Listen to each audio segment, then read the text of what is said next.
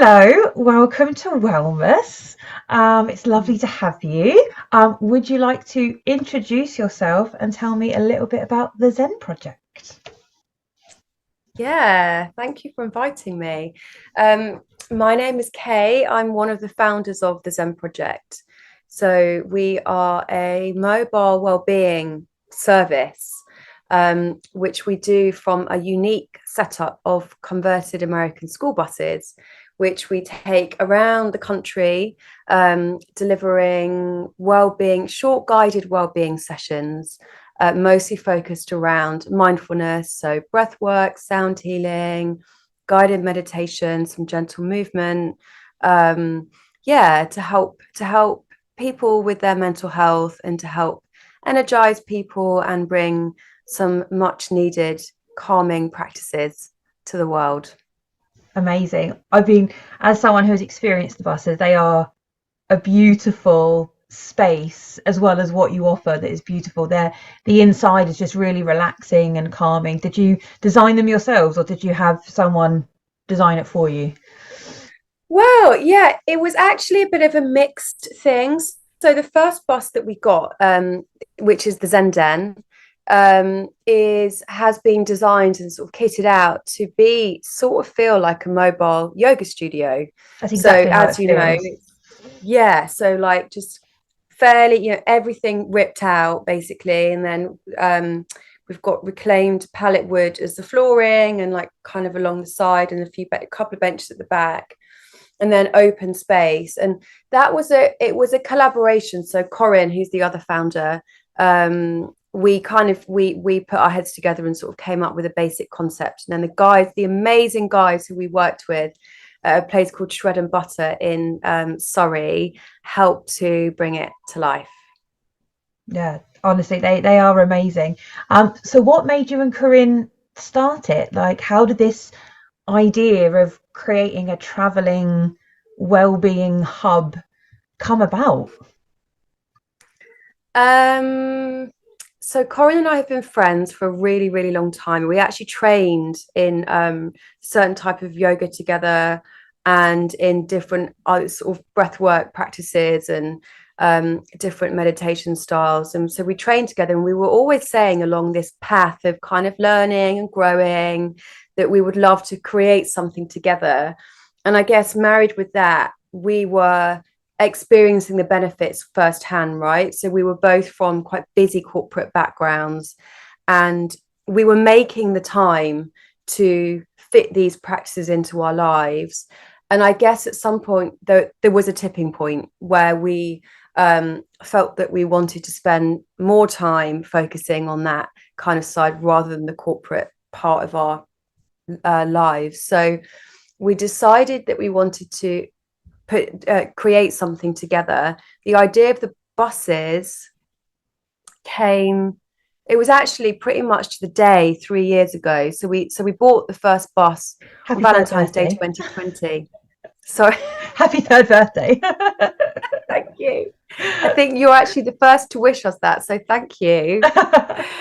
um yeah, so we had the idea of like this moving thing, like the idea being that the energetics of what you're doing on the bus is traveling around, so you're kind of raising this sort of general vibe of the space and the sort of surrounds, but also the idea of being able to reach, like, go to people rather than them having to come to you. So we can park up right outside community spaces, workplaces, into the middle of a field for festivals where we've obviously met now a few times at Latitude. And yeah, so the idea of this moving thing, that sort of came quite quickly. And then when we were looking at our options, we soon fell in love with the American school bus idea, and that was that, really. We just knew that was the one, Well, they're quite for iconic, us. aren't they? They sort of stand out quite a lot. They're visually impactful when you see them. So yeah, they kind of draw people in. How do people react when you? Because obviously I know you through Mind Body Zen, which is we'll talk about it in a second. But when you're out and about, how do people react to you when you do rock up at a university or a workplace or? I mean, there is always a real sense of intrigue because most people won't have seen an American school bus over in this country, if at all, in person. So there's always like a sense of intrigue and like what's going on, like what is going on the bus. And then when people climb the steps and get on board, seeing them, it's almost like sort of excitement actually of people feel like kind of it's you see their shoulders drop, you see people like visibly start to shift and start to relax. And we kind of invite them on and invite them to take a seat, and and we just start practicing together, and all of our sessions are short, so most of them are like 11 minutes, between 11 and like 20 minutes depending on who we're working with.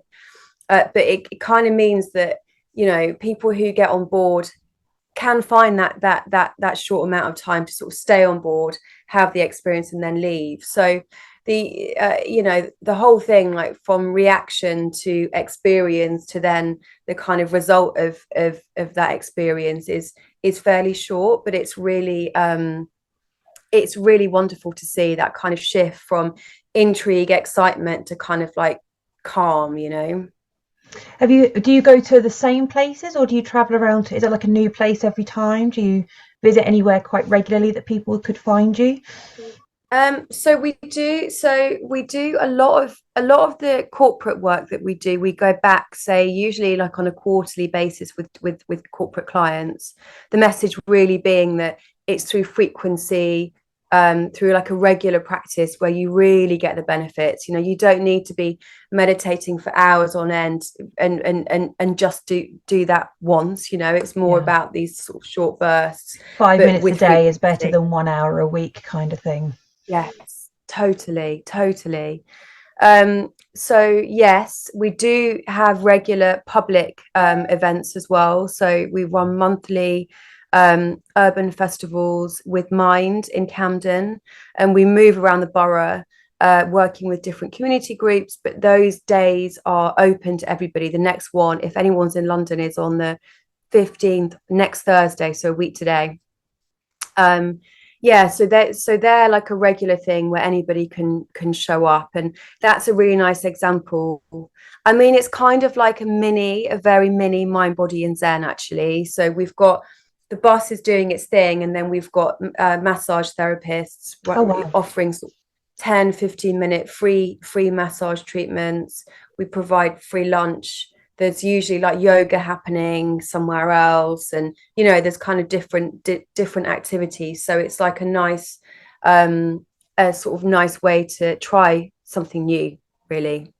That was one of the things. It sounds like when you say it's a bit like Mind Body Zen, it's like because Mind Body, it's such a great community when we're there at the festival. So it sounds like even with the buses, that you've still got this great community around you of people just kind of getting together, working together, sharing experience. Yeah, How did the Mind Body Zen? So if anyone obviously hasn't isn't familiar, it is like a mini festival in a festival, I think. So how did that idea spring up and you get involved in that? Because I mean, the first time obviously I went was Latitude. Had you done any before Latitude? Was that the first time? And then are they plans to grow it as well? oh wow, yeah. So we ran a kind of well-being space at a much smaller festival about a month before our first Mind, Body, and Zen at Latitude. And it was way smaller scale, like we're talking like 5,000 people at the entire festival versus like 50,000 at Latitude. And then when we were talking to Latitude about working with them, the whole thing of going from just basically just taking a bus to then creating a whole well-being space, it all happened really, really, really quickly. And then the area that we were going to be given changed, and that grew, and suddenly we had this like size of like space of like 2 football pitches to kind of fill with different things. And Corin and I had an idea on how we wanted it to be for people to experience, and going back again, I suppose, this thing of like trying out new things. You know, when you're at a festival, you're going to be at peak, almost peak kind of like level of sort of openness to Curiosity, trying yeah. something new. Yeah, so we like to sort of run you know, things that people will already be very, very familiar with, or some people will, some people won't. Like, you know, there's of course some people who don't practice yoga, and some people who don't, you know, have never meditated before, never tried breath work. But then we also have stuff that goes a little bit deeper as well, if you wanted to sort of go down the ceremonial route. There's always some amazing ecstatic dance and goddess dance, of course. And yeah, so the ideas just kept coming. And you know, really with these things, when you create these spaces, it's as much, it's not really about what you're creating and the ideas that you're coming up with. It's about the community that's involved. It's about the people who are coming with you and who are creating the magic with you. So yeah, it's kind of, it's testament to the people who are involved in the space. Really, really is, because it's been wonderful to see Mind, Body and Zen grow. You know, it's, yeah, it's It's been such really it's cool. such a it's such a fun bit, and it is, like you say, it's that, like when I said about the curiosity, there is, because you know, I mean, when I go, I'm like trying to like, how can I look nice, but I know that I'm going to spend most of my time there, so I also want to look nice, but kind of able to like jump in and stuff. But you do see people, and they rock up to your class. I mean, I remember I've seen what people, and I'm like, you didn't plan to be here, because they're in, you know, jeans and stuff, and you're like, okay. So but yeah, it's great just to see people when they come in and they're like, what is this? And you know, it's just such a special place. Out of all of the well-being things that you've tried and that you offer, because like you said, you do sound healing, meditation, breath work, yoga, all that kind of stuff, what is your favorite well-being practice? What do you come back to the most? Um, so I mean, I have a daily practice. I've been actually doing the same practice for, I'm almost at 1,000 days. So I Incredible. think I've got another month to go. And that's my go-to. That, I mean, that's a Kundalini yoga practice, and that is a huge part of me and what I do. You know, we don't teach Kundalini on the bus. Of course, we have Kundalini when we put on the bigger events. But yeah, it is not the kind of Kundalini meditations aren't part of our core Zen sessions on the bus. But for me, that is my absolute go-to. You know, that's my, you know, you kind of think about how every day we have a different, it's kind of like a resistance band, right? You know, you have your own sort of, your capacity changes every day, and it depends on so many, there are so many sort of factors involved in that. And you know, when I think about, if I'm having a really difficult day and there's just one thing that I need to do, it's my practice, and that's it, you know. And if I've done that, then I rest if I need to rest. And that's kind of, that practice has brings me back to myself without fail. And I do it in the mornings. Some mornings, you know, I'd say, of course, like nobody, I am not a saint and I'm not perfect, so I don't do it, it doesn't happen every morning at the same time.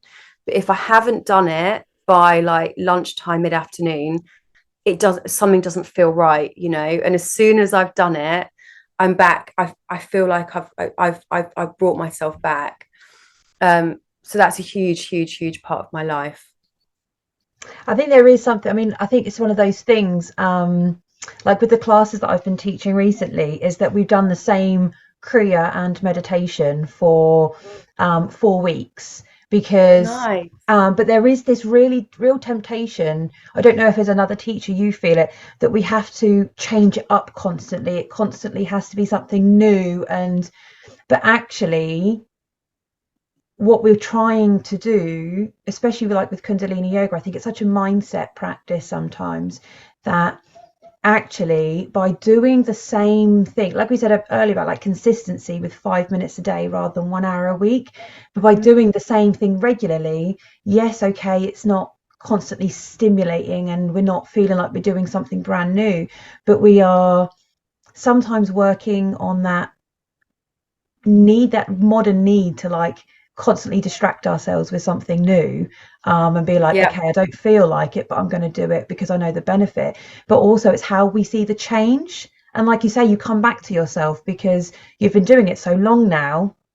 It's kind of a real going back to the basic for you, I should imagine. Like once you've done 1,000-day practice, you're like, it really is a reset for your mind and your body and your spirit of like, okay, this is how we start, you know.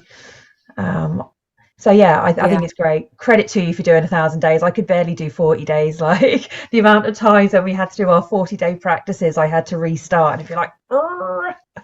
So yeah, like credit to you. Well, I mean, it's interesting how I haven't really given it it's something I haven't given any thought. I've just done it, you know. It's like a I think I also started it about a month into the first lockdown. It was April when I started. So April 2020. So there was also, I mean, I don't know about you, but when I was going through, when we were in various sort of lockdowns, and of course the world has just been so different for everybody for the last 3 years, I've been really grateful for some amount of like predictability and consistency. And so having that where I just knew what was going to happen, you know, Mm. within reason.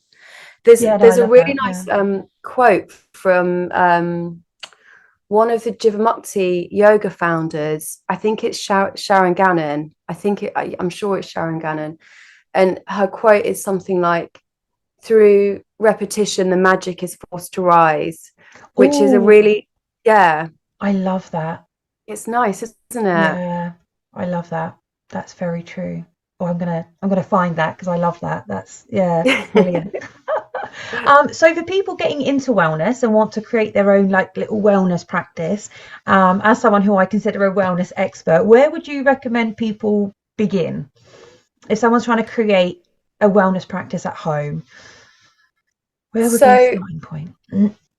ritual is really, really, really important. So this whole thing of like, you know, creating a habit that then creates a wave, and then the wave sort of gains momentum.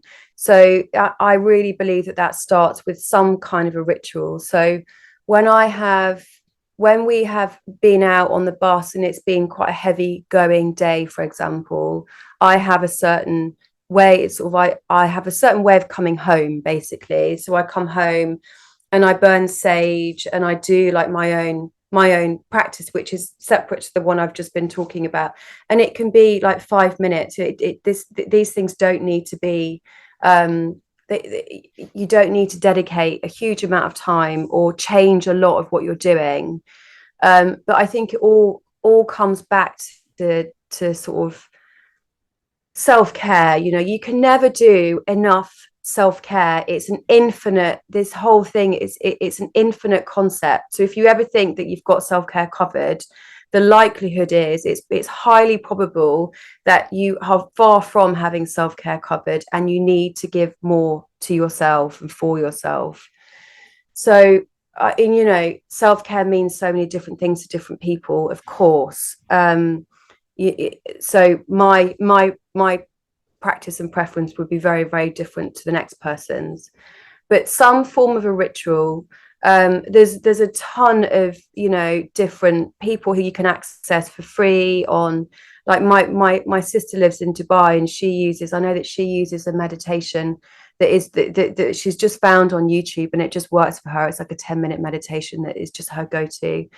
You know, there was a ton of things out there. You've got your YouTube channel, you know, like check these things out, right? And see if it works for you, see if it resonates. And Well, that's why as I wanted well to do to your, Wellmas. I wanted to just, so people don't feel pigeonholed into, okay, well, sitting down in just quiet is the only kind of meditation. There are these other yeah, types of meditation, or, a yoga practice doesn't have to be this dynamic thing. It can be this, it can be that.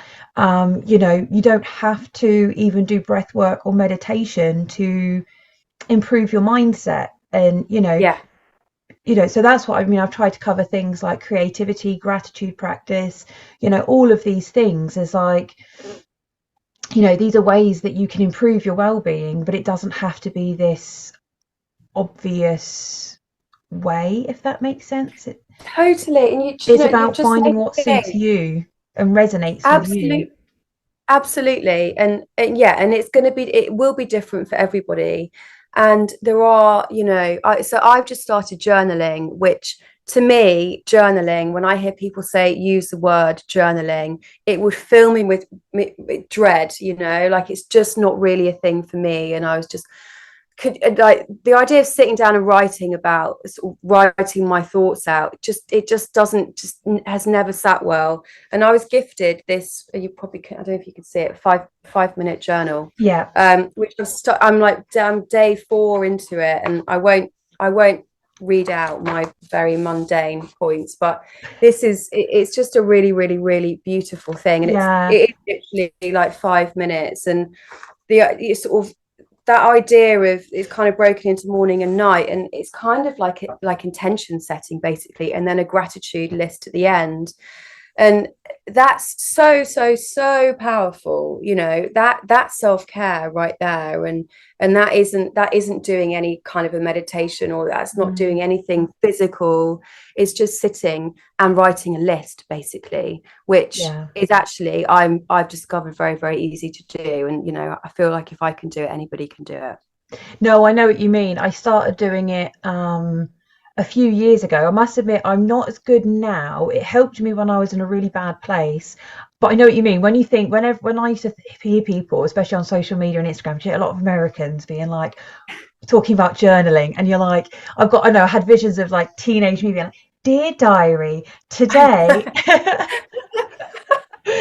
and it was like, oh, how am I going? But then I found a few things on YouTube, and they, like I say, they gave like prompts almost, and it's like, okay, well, I'll Yes. talk about these prompts and I'll answer these questions, and then once you get used to doing it and the self-consciousness of it goes away, like Mm-hmm. that just like we talk about in creativity, that flow state of just Mm-hmm. getting it out, it just becomes so much easier. And it really is one of those things that the more you do, the easier it gets. But you do just sometimes, like when we do with Kundalini yoga, I say to people, because we're holding these postures for a longer period of time, things come up that you might not come Yeah. up in a yoga class where you're moving around, because you're kind of having to Yeah. sit in your stuff.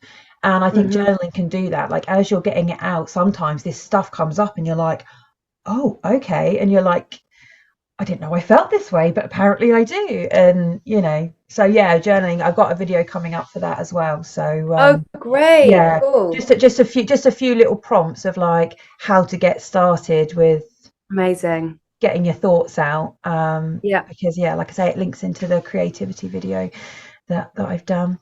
Now I know you guys are doing a crowdfunder. Is that still ongoing, your crowdfunder? It is. Yes, it is. We've got a crowdfunder running at the moment. If you go to our website or our I'll put all of social the media. information for this in Oh, the fab. description boxes and stuff. So, and Oh, the links. thank you. But Thank you. Yeah. We're going on tour. We're doing during Children's Mental Health Week in Feb. It's the second week of Feb.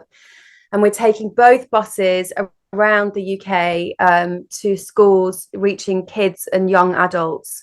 So going all the way up to like sixth form and from like primary.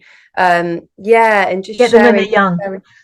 yeah, exactly. Totally.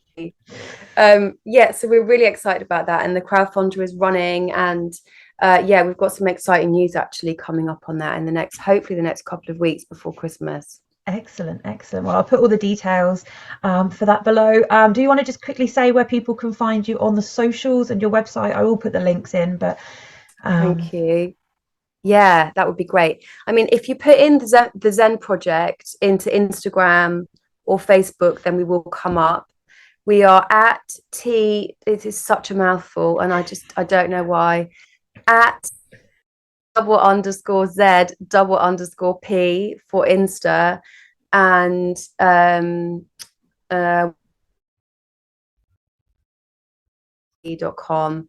But if you just put the Zen Project school bus in or anything like that, then it will come up. Some perfect. stuff will come up. Brilliant. Thank you very much for taking the time to speak with me today. My first Oh, it interview. was great. Really good to see you. Thank Yeah. you.